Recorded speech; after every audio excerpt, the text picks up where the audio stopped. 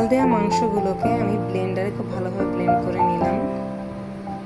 Viewers, আমার জাল করা মাংসগুলোকে বাটা হয়ে গেছে। আমি এর মধ্যে এখন ধনেপাতা দিব,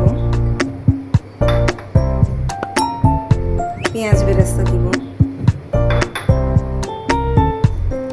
ব্ল্যাক পেপার দিব,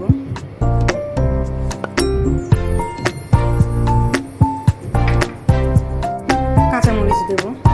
ভিউয়ার্স, এর মধ্যে আমি বাটার ইউজ করব। ভিউয়ার্স, এই মাংসের মধ্যে আমি চিডার চিজ ইউজ করব। এটাকে ছোট ছোট টুকরা করে তারপরে এর ভিতরে পুরো করে ভরে দেব।